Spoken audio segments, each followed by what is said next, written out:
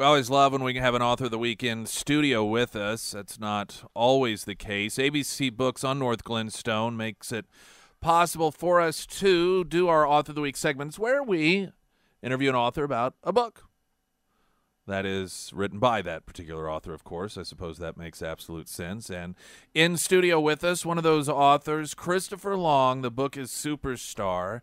And you're going to be doing a book signing at ABC Books. Is that tonight? Tonight, yeah. Great folks over at ABC Yeah, Books. Valerie,'s great. She's Great totally crew. awesome. What time is that? Do you know? 7 o'clock. All right. It's the special after hours in-store author book signing event. Oh, all right. Very cool. Now, you're from the area. I grew up in Springfield, Missouri. Tell us about who you are. Well, I was just a kid from Springfield. I went to Horace Mann Elementary back in the days. Class of 75. That'll date me a little bit. Brad Pitt was one of my besties. You know, my mom let me have a going-away sleepover in 75 when we left Springfield. She didn't want a bunch of kids hanging around the house. She said, you can invite your 3 best friends from school for your going-away party. Brad was one of them. So I don't remember him conveniently now because he's had a little bit of success, Sure. you know. Well, as have you. A little bit, sure. And so we've been gone. My family relocated to Florida. We've been gone for many years, but I've always come back to visit. You look Florida. Well, you have that Florida look to I've you. never felt like, after 45 years, I've never felt like a Floridian. I've always felt like a kid from Springfield who got misplaced, and I just could never find my way home. So you went down to what part of Florida? Just south of Cocoa Beach, right on the East Coast. So that was a whole family move? Yeah. Okay. Yeah, it was a real change. We went from the Beaver Cleaver Springfield life to a whole crazy new world in Florida. Was that work for mom or dad? Is Yeah. That's usually what Dad's that is. business change. So how did you become a writer? Who got you there? How did you get there? What was that path like? I always had a passion for music. I grew up with country music here in Springfield and going to the Branson, the early Branson, before Branson was Branson. Right. You know, when the Presleys had their theater. So I grew up with country music. Got down to Florida and discovered girls and rock and roll and all that sort of stuff. And I got into the music scene. And after playing in bands for years, I got opportunities to start writing as a music journalist and doing reviews and features and entertainment stuff for different entertainment news outlets. And then after I made several connections, I got opportunities to go on tour as a personal assistant with different world famous rock bands, so I got to see how that world was firsthand. So the writing career was developing along the way, and when I got done with that chapter of my life, I moved into writing books. Was it what you thought when you were out there on the road, and some of those that people may recognize?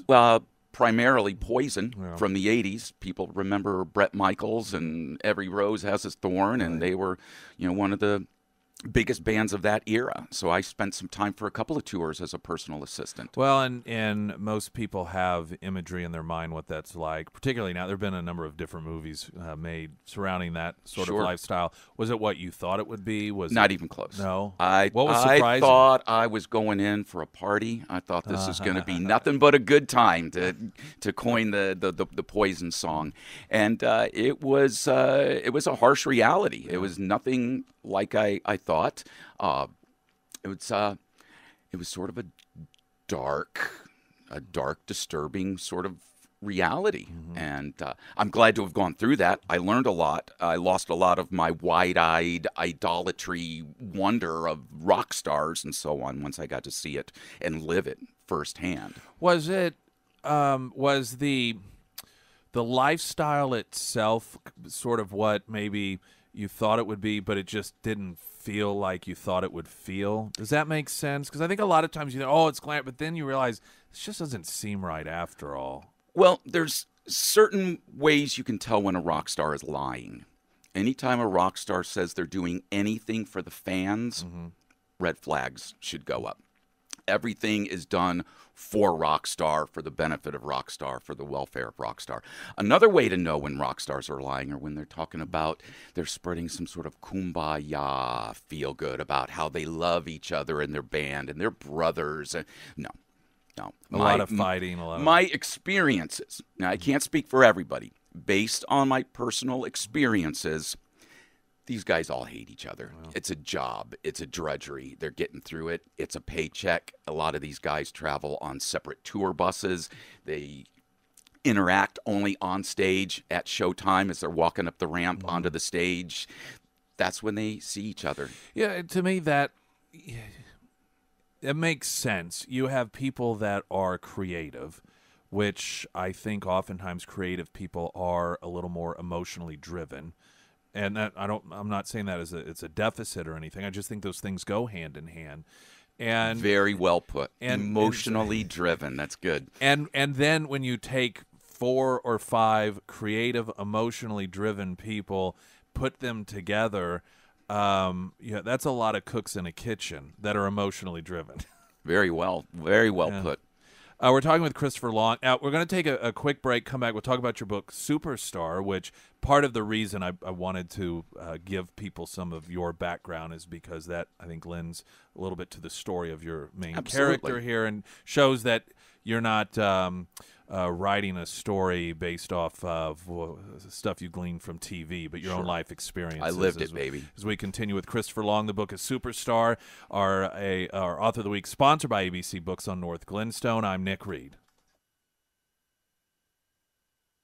Author of the Week, sponsored by ABC Books North Glenstone. Fortunate enough to have Christopher Long in studio. Superstar is the book. So this is about Trent Davis. Tell us about Trent Davis. Trent Davis is the star of Superstar, and it is the story of he's the biggest country music sensation in the world.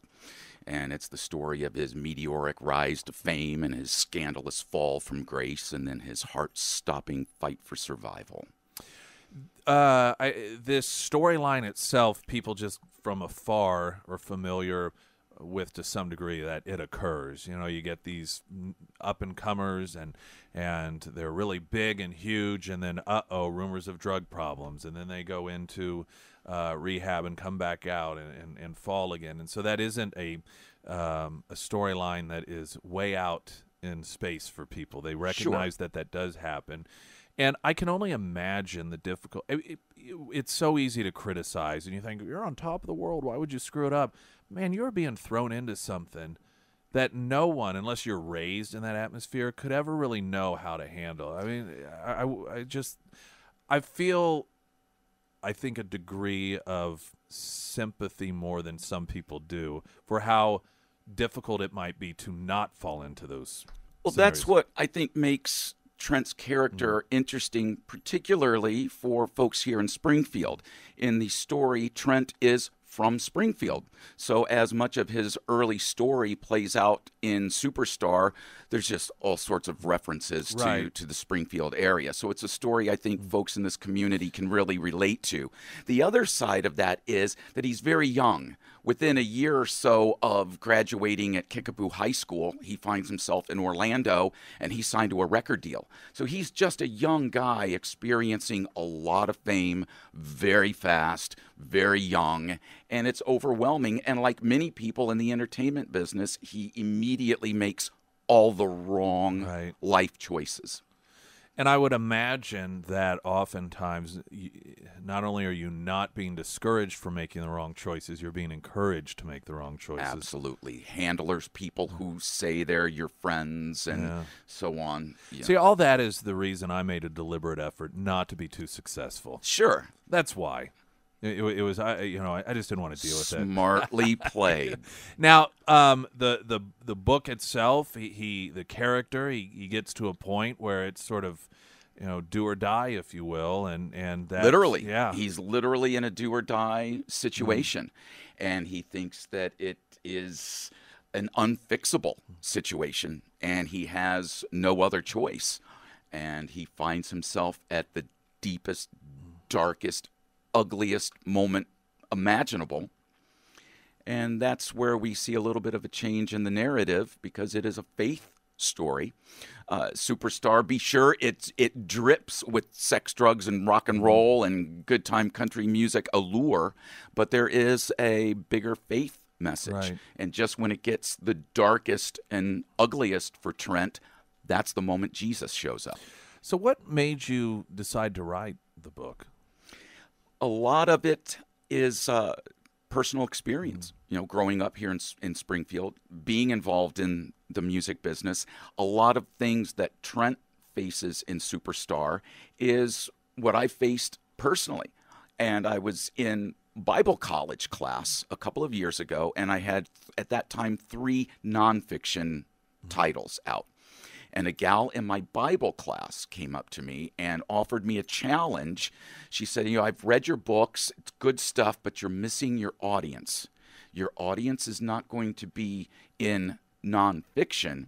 Your audience is going to be in Christian fiction. So if you take all those crazy stories from your outrageous music business past and mix it up with your current experiences in ministry, change everybody's names, and whip it all up into a fictional story, she goes, that'll be something they'll be lined up out the door at the Acme bookstore waiting to get a hold of. So I took her challenge and put a couple of years in developing the story and the characters, and here we go. A couple of years later, Superstar is done, and it's out and doing very well. We're talking with our author of the week, Christopher Long. The book is Superstar. Are you full-time? It doesn't sound like you're full-time author. What do you do? Writing, I do a lot. You do a lot. In addition to the books that I have out, I'm also an entertainment writer, and I contribute content to various different entertainment news outlets. I'm also a nightclub DJ. All right. So I'm the guy playing the Cupid Shuffle and, back to back with the new Blake Shelton and, mishmash of current hits. And been in that business for years as well. So, on the book again, what do you want people to walk away with on this thing? Primarily, I want people to be entertained. I think it's a fun story. I think it's a very real story. It's a very authentic story for people who follow Jason Aldean and Luke Bryan, people who have passion for today's modern country music and modern country superstars. It's a very real and riveting story. The bigger takeaway, though, is the faith message. And I want people to know that even if you're sort of a despicable guy like Trent Davis, we can never fall so far that we miss the grasp of Christ. If there's hope for redemption for Trent Davis, there's hope for all of us. I don't know why this is, but I think that for the average person, there is a different emotional reaction when you have, let's say, the imagery of a country music star having these troubles versus some rock and roll lead singer of a band. It's all sex, drugs, and rock and roll, man. You can put the guy in a cowboy hat, or you can put him in an Aerosmith T-shirt. Whether you're a rock guy, a country guy, a politician, movie star, even some preachers. It's all sex, drugs, and rock and roll. I wonder why it is. If it's expectations or culture, that I think some people, if they find out that you do have some rock and roll artist, this happens, they're like, oh well, what do you expect? But then if it's a country music artist, like, oh, that's just too bad. That's so awful. You know what I mean? Same lifestyle, though, Yeah. because there's something about fame. Yeah. You get a little taste of that fame, and you start to believe your Things own come press so releases. easy Sure. to you. And also, like you just said a minute ago, when you've got handlers around Right. reinforcing that delusional image that you have of yourself, and they happen to also be the ones holding the dope and Right. with the phone numbers for the groupies and the backstage pass, it's real seductive, and it's real easy to get to OD on your own delusions. Years ago, there was a story. These come out every so often, and it was some artist, and the story was about what a nightmare this artist is, and how she was at a hotel once, and it was 2 a.m, and some local frozen yogurt place or something had to open up in order to just create this favorite yogurt that she had. And I thought, I wonder how often you have someone like that who isn't actually demanding it, but they have an assistant or a handler that says, "Oh, don't worry, I'll take care of it," and has no concept that those things happen. And oftentimes they have these ridiculous demands simply because they have been trained to not think of them as ridiculous because they're surrounded by people that say, no, don't worry about it. I'll take care of it. It's no problem at all. That's right. And I was that assistant okay. in the day. That was my job, to be sent out at 2 o'clock in the morning and make the ridiculous happen. What was the most ridiculous? Oh, if you can recall. Oh, my goodness. Probably things that we shouldn't be talking about this morning. Fair enough. Procuring certain things that are not legal necessarily. Well, maybe in some states, I guess. Maybe, if not illegal, definitely distasteful. Right. What are you in Springfield for right now? Just visiting friends, on the family? book tour. On the book tour? Yeah, the story plays out, Superstar plays out primarily in 2 locations, Springfield, Missouri, and Central Florida, which is where I live now and where I lived before. So we had set up 2 official launch events. One was last weekend in Central Florida, and then tonight at ABC Books here in Springfield. All right. Well, it was really great to meet you. Thank you so much. I'm really a huge fan. Well, you are very kind. You are the sound voice of reason in the Ozarks. God bless you. And when you get back, I know you got your own listening habits down there in Florida, but you can every so often tune in online and listen. On those computers, you can do crazy things with these computers these days. It'd be nice to have a listener down in Florida. It was a real pleasure. Thank you. Christopher Long, the book is Superstar tonight, ABC Books, 7 o'clock, North Glenstone, just south of Kearney. Thank you, sir. Appreciate it. Thank you very much. We'll see you tonight. And would love for you to come back sometime if you're back in the area. It'd be my pleasure. All right, here's Bailey with a traffic update. I'm Nick Reed.